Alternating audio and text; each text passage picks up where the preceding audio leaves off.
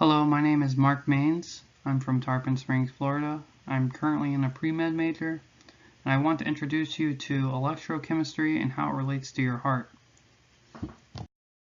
Let's start with the definition of electrochemistry, which is the exchange of chemical and electrical energy. The primary reaction that occurs is an oxidation-reduction reaction that involves a reducing agent and an oxidizing agent. The reducing agent, or anode, loses electrons, and the oxidizing agent, or cathode, gains electrons. This creates an electrical current. The best example of this reaction is the galvanic cell, which was developed by Alexandru Volta in the 1800s. Remember the last name Volta because the cell potential, or electromotive source units, were named after this guy. This force is the energy the reaction gives off. In this example, a salt bridge closes the loop, as you will see in the next slide.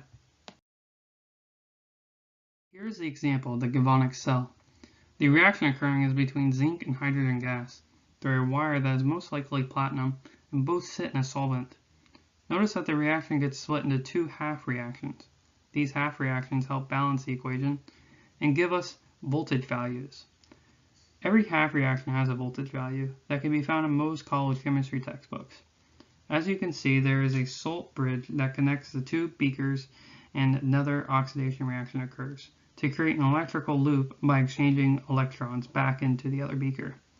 Next, let's find out what electrolytes are. An electrolyte is a compound that dissolves into ions while in water. Just like any oxidation-reduction reaction, it creates an electrical current by exchanging electrons. To the left are examples of a strong electrolyte that completely dissolves into ions, and a weak electrolyte that doesn't completely dissolve. These reactions occur in your body all the time to give you energy to do anything in life. This is why people say replenish your electrolytes after you work out. Now let's see how this relates to your heart. This is a picture of your heart's electrical system. A normal heartbeat starts at the sinoatrial node, right here. And then goes down and around and meets with your AV node here. After the current travels down through your bundle branches here, it goes out and around to your Purkinje fibers over here and here. This interaction happens every time your heart beats. We can record your heart's electrical path with an electrocardiogram, or ECG, or it's also named an EKG. Let's see how that works. Now let's begin with what an ECG is. An ECG is a reference of the location of two electrodes that are placed apart on someone's chest and track the electrical voltage through the heart.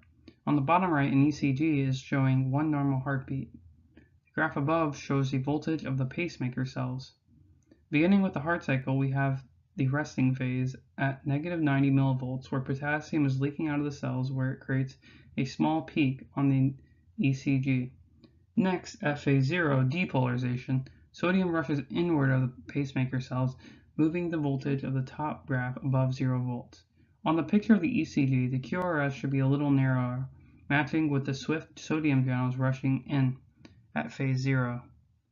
At phase 1, early repolarization, potassium starts leaking out a little and brings down the top graph to 0 volts. At phase 2, the plateau phase, calcium leaks into the cells, allowing it to be electrically balanced a little below 0 millivolts. At phase 3, calcium gradually stops leaking into the cells, and phase 4, where potassium leaks slowly out of the cell. You can see this on the top graph, where calcium gradually stops and it peaks downward. Let's make sense of all this information on the next slide. The transmembrane potential, which was the top graph of the last slide, was the voltage between the inside and outside of the pacemaker cells of the heart. The complex part is where these electrolytes pass in and out of cells because there are different gradients they pass through. However, the electrical pacemaker cells are activated and act as dominoes. When one is activated, then so is the next right by it. All this happens in 1 to 2 seconds. The SA node normally is where everything begins and is the group of cells that get the spark of electrolytes.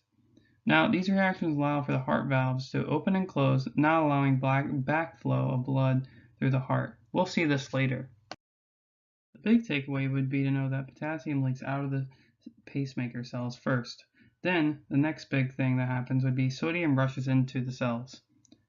After, potassium and calcium counteract each other and balance between the transmembrane potential. Next, calcium stops and potassium leaks out a little of the cell consistently. Well, let's see what happens physically next. Physically, you can see that the valves are opening and closing, allowing perfect timing to pump blood through the body. This is the magic of your heart. It perfectly times each beat to allow sufficient blood to reach each part of your body. It does this every second, too. Notice that the valves don't allow backflow. As one valve opens, the next one through opens after. This is a slightly better view of the valves opening and closing compared to an EKG. You can see where it goes from the SA node down to the AV node and then out to the Purkinje fibers, and the valves opening up and closing at perfect times. Let's talk about electrolyte imbalances and the effect that is on an EKG. Hyperkalemia means the potassium in your body is higher than normal. To be sure someone's potassium level is high, we must first check their blood work. An EKG is just a secondary indicator to find this problem. By looking at someone's EKG, we can see if their T waves are peaked. That means potassium is rushing more out of the transmembrane of the pacemaker cells than calcium is coming in.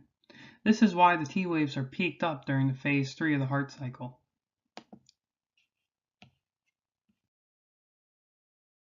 The opposite of hyperkalemia is hypokalemia, which means that there is too little potassium in someone's body. An indicator of this condition is small T waves on the EKG, because there isn't enough potassium coming into the cells. We can see this indication right here. The T waves are almost inverted.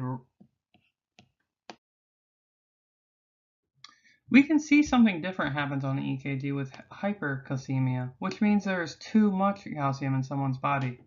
Remember, in between the QRS and the T wave, there is a plateau phase where potassium and calcium are electrically balanced and create a plateau of equal energy levels.